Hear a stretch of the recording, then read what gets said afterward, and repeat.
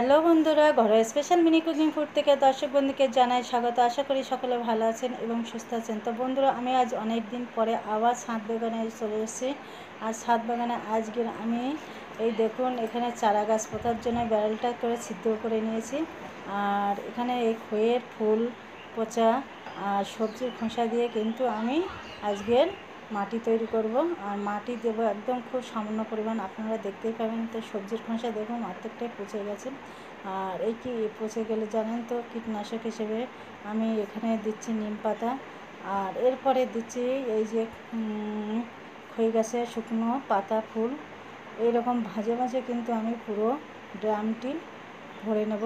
যতটা সম্ভব আমি চেপে চেপে ড্রামটা ভরে নেব, কারণ এটা জল দেওয়ার পরে পচে যাবে যখন, তখন কিন্তু ড্রামটা অনেকটা খালি হয়ে যাবে।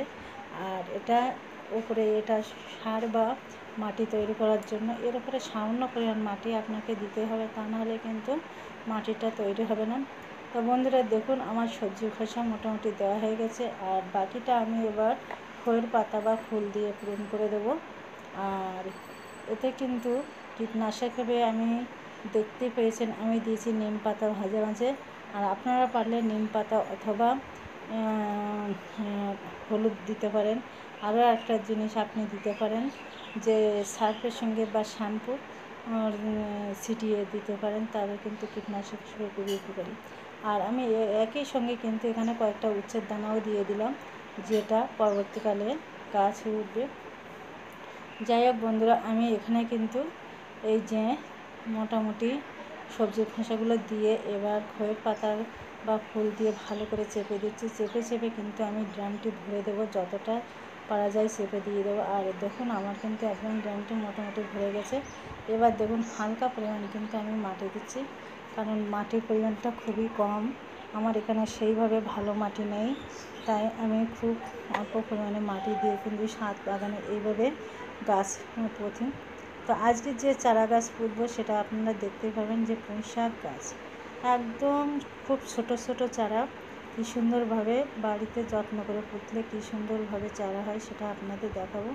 তো আমাদের নিচে যে জায়গা নেই এমন কথা নেই, অনেকটাই জায়গা আছে, কিন্তু বাড়িটা ছায়া পড়ে যাওয়ার জন্য কিন্তু একটুও গাছগাছালি লাগাতে পারি না। যাই হোক, তাই আমি কিন্তু ছাদ বাগানে কম বেশি সবজির বাগান লাগিয়েছি, সবজির বাগান ফুল গাছ লাগিয়েছি। তো বন্ধুরা, আমি কিন্তু এই দেখুন নিচের থেকে আমি দুটো পুঁই শাকের এরকম টাটকা চারা তুলে এনেছি। আরও দুটো চারা আছে, সেটা আমি যে পাড়ায় যখন কাজে গিয়েছিলাম তখন কিন্তু সেই চারা দুটো এনেছি, তার জন্য চারা দুটো একটু নেতিয়ে গেছে। তো আমি এই বিকালবেলা চারাগুলো পুঁতে দিলাম। এবার সকালবেলা উঠলে অবশ্যই এরা কিন্তু খুব সুন্দর হয়ে যাবে, মানে আবার টাটকা হয়ে যাবে।